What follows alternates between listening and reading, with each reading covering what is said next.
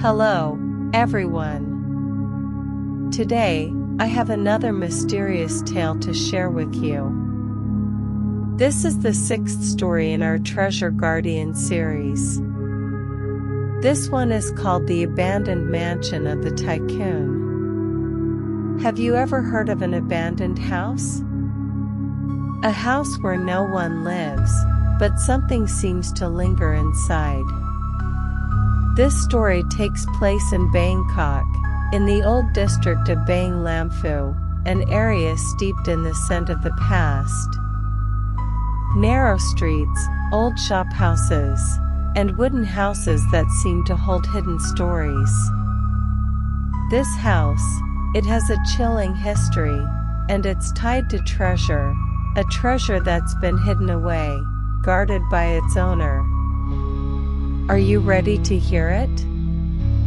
If you are, let's dive in together. But I warn you, this story might keep you up at night. Picture this.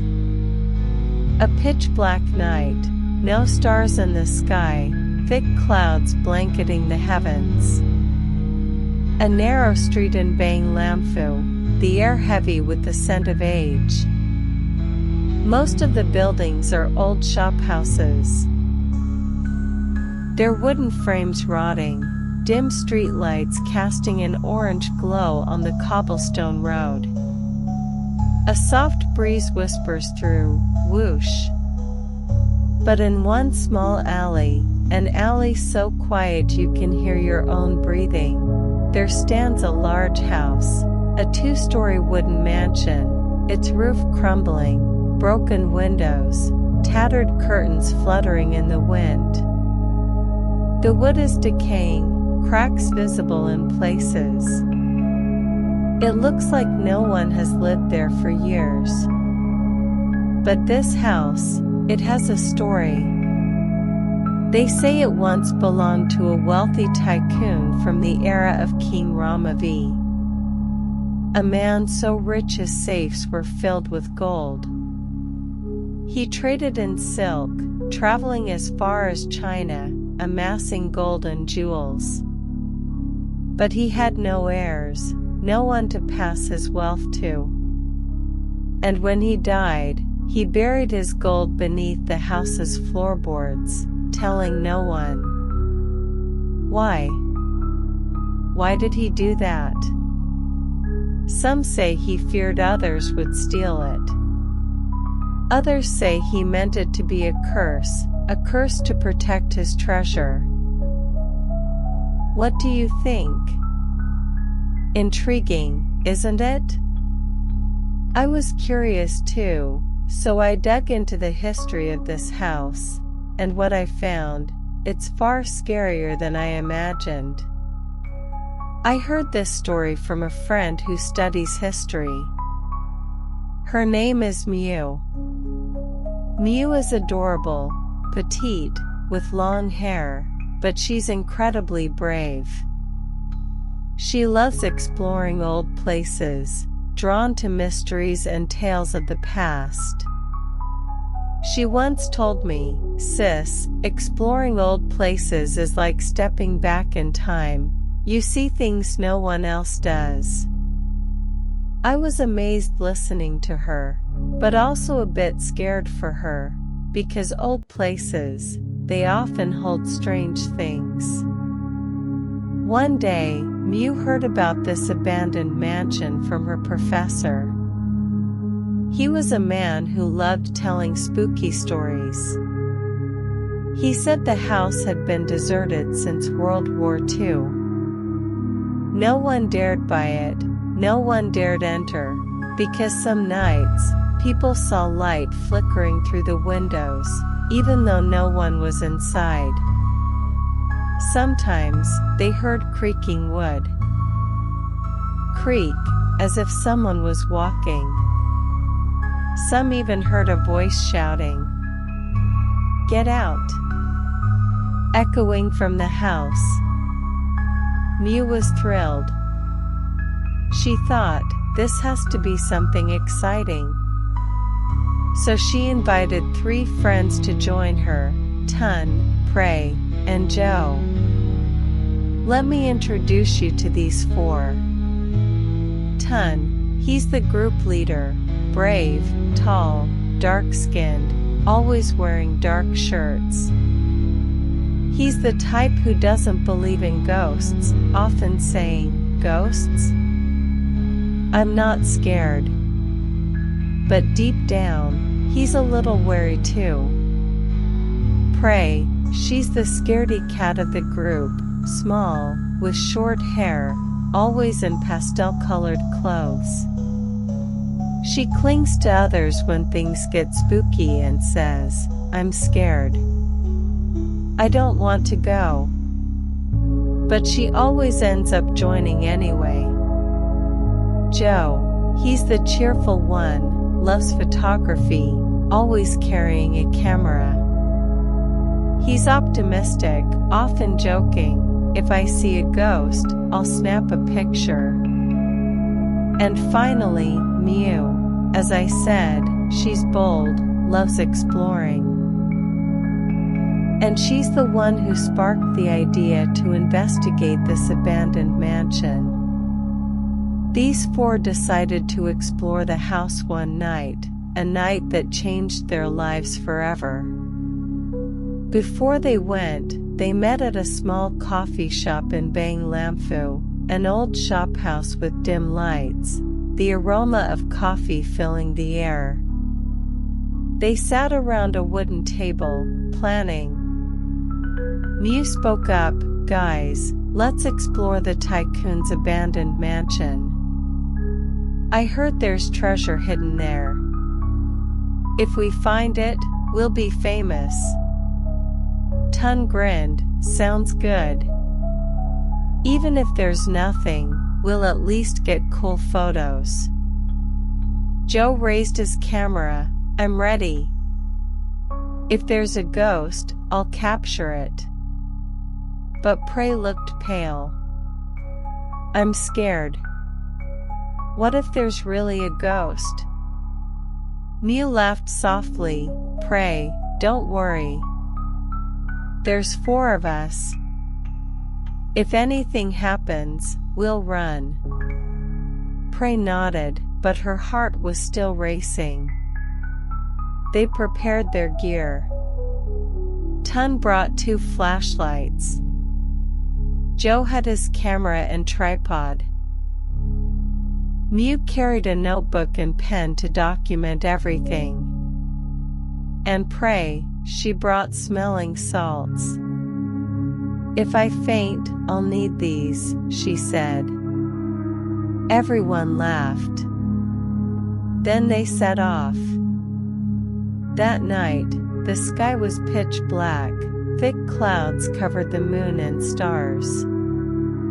The streets of Lamphu were silent, the sound of cars from the main road faint.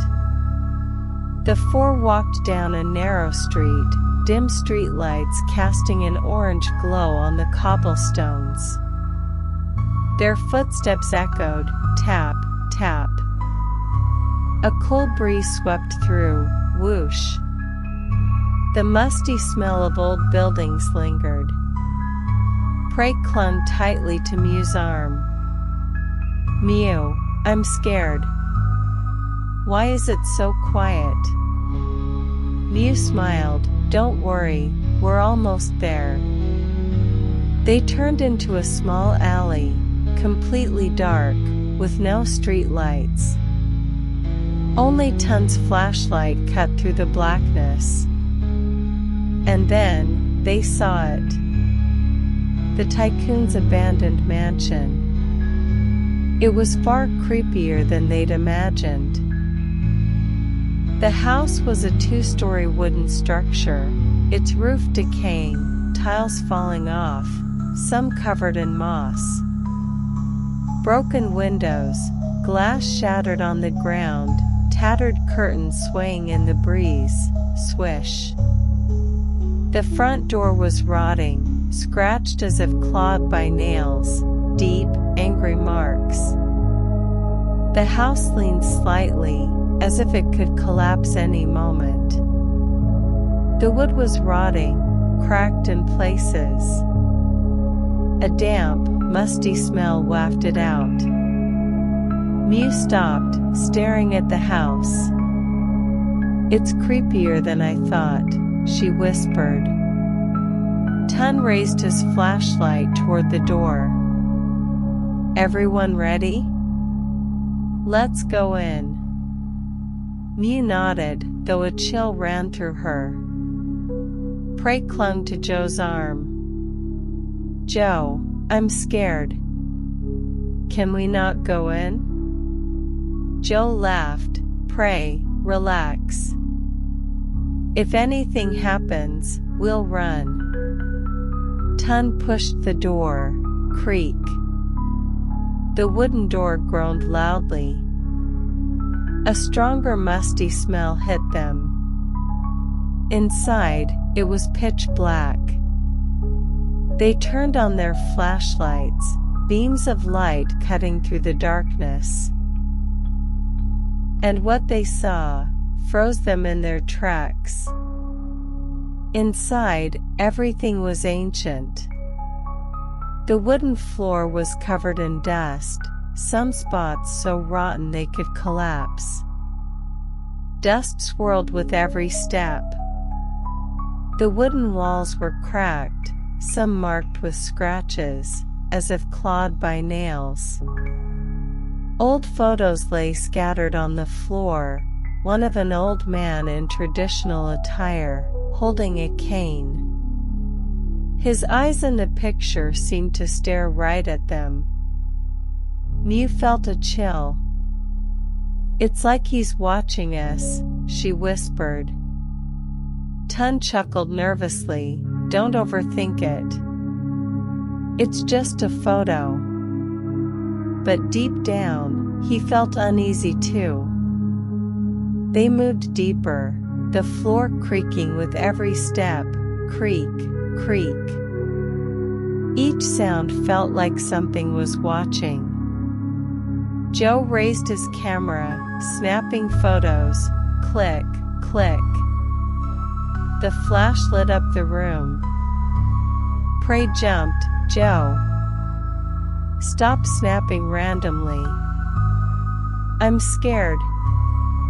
Joe laughed. "Prey, calm down. I'm just capturing the moment." They reached a large hall, high ceilings. An old wooden staircase leading to the second floor, covered in cobwebs, some steps nearly broken.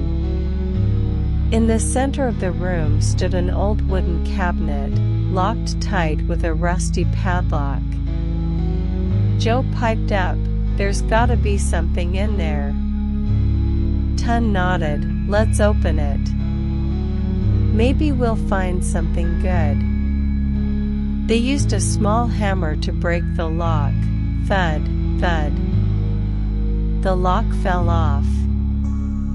They opened the cabinet, but inside, nothing but dust and cobwebs. Mew sighed. What a waste of time, but then Prey pointed to the floor. "What's that?" Under the floor. Everyone looked down. The floorboards there were cracked, as if pried open before. The cracks were long, surrounded by claw marks. Mew felt a chill.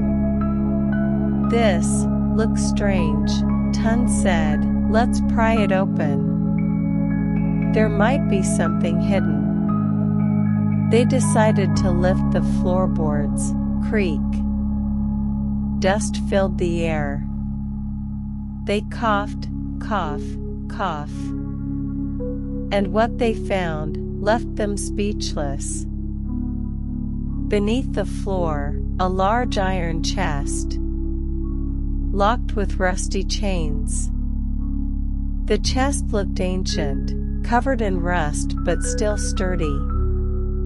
It bore scratch marks, as if something had tried to open it. Tun exclaimed, "This has to be the treasure." Miu's eyes widened. Really? The Tycoon's gold? Joe snapped photos. Click, click.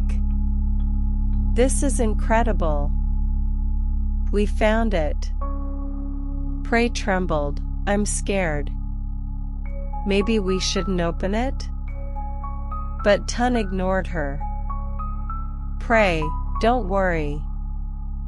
If this is gold, our lives will change.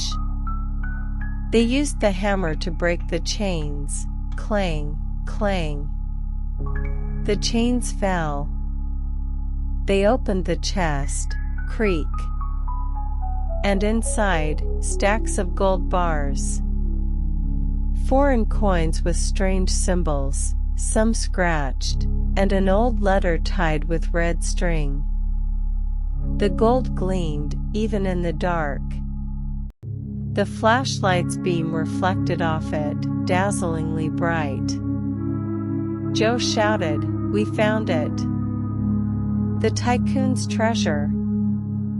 Everyone was ecstatic. Miu picked up a gold bar. It's so heavy. This is real gold. Tun grinned. We're rich. We're rich. Even Prey smiled. I'm not scared anymore. This is amazing. But then, Miu picked up the letter. The writing was faded, the ink faint, but she could read it. Asterisk my possessions. Do not touch. Those who touch will die. Asterisk Miu flinched. What is this? She turned to the others. Guys, look at this. It's like a curse. Tun laughed. Just an old letter. Who believes in curses? They kept snapping photos of the gold. Click, click. The flash lit up the room. But then, all their flashlights went out at once. Flick, darkness swallowed everything. The wind howled, whoosh. And a man's voice rang out, clear as day. Get out of my house. The voice echoed, coming from every direction. Everyone panicked. Prey screamed. Ah! Her voice echoed through the house. They turned, and saw a figure at the staircase. An old man, in traditional attire, dark clothes, holding a cane. His face matched the photo on the floor. His eyes stared unblinkingly, pale face, a small, terrifying smile, a smile filled with anger. Miu felt ice in her veins. That's the Tycoon from the photo, she whispered. Tun trembled. Run. Run now. They dropped their tools and bolted, stumbling over each other. The floor creaked loudly, creak, creak. The old man's laughter followed them. Ha ha ha, the sound was chilling, as if rising from the ground. They reached the front door, panting. They turned back. The old man's shadow stood at the window, staring, his eyes glowing red like blood. Prey sobbed. I told you. I told you we shouldn't have gone in. Joe shook. My camera. My camera's still in there. Tun shouted, forget the camera. Run. They fled the alley, not daring to look back. The laughter echoed in their ears. Ha ha ha. The next day, they met at the same coffee shop. Everyone was pale, silent. Mew spoke up. Last night, what did we see? Tun shook his head. I don't know, but I'm never going back there. Prey was still crying. I had nightmares all night. I saw the old man chasing me. Joe was quiet. He'd lost his camera, but he said, I remember. I took a lot of photos. If the camera's still there, we might have proof. They decided to return to the mansion, this time in daylight, for safety. They walked together. The alley looked calm in the day, but the mansion still felt eerie. They entered, the musty smell unchanged. The floor still dusty. They reached the hall. Joe's camera was there, next to the cabinet. Joe cheered, found it. My camera. But what they found next was even scarier. The chest full of gold was gone. Only the cracked floorboards remained. The gap they'd pried open was sealed shut, as if nothing had happened. Mew said, it's like he moved the treasure somewhere else. Tun shook his head. Or, did we really see a ghost? They checked the camera. The photos of the gold were still there. But the last photo showed a figure standing by the chest. The old man in traditional attire, holding a cane, his eyes glowing red. Prey screamed, that's the man from last night. Everyone fell silent. No one dared speak. After that day, Mew and her friends never returned to the mansion. They shared the story with others, and it became a legend. Locals say that some nights, they still see the old man's shadow at the window, holding a cane, staring out with glowing red eyes. Sometimes, they hear a shout, "Get out of my house!" echoing from the mansion. Some claim to see a flickering light from the second floor, like someone lit a lantern, but when they check, there's nothing. After that night, Mew stopped exploring abandoned places. She said, "Sis, I'm scared now. I don't want to face anything like that again." Tun changed too. He started believing in ghosts, and always carries a charm now. Prey had nightmares for a long time. She had to see a therapist. And Joe, he kept the camera, but never dared look at the photos again. Do you believe it? This story, it's terrifying. In the end, I think this tycoon's abandoned mansion, it's not just about treasure, it's about possession. That tycoon, he may be long dead, but his attachment to his gold, it lingers. He guards that house, ensuring no one touches his treasure. Or maybe, it really is a curse he set to protect his wealth. What do you think? Do you agree? Or do you think there's another explanation? Either way, this story makes me think that there are things in this world we shouldn't meddle with, things we shouldn't touch, because they might have an owner waiting. Tonight, if you pass by an abandoned house, listen closely. You might hear something. Get out of my house. Sweet dreams, everyone. See you in the next story.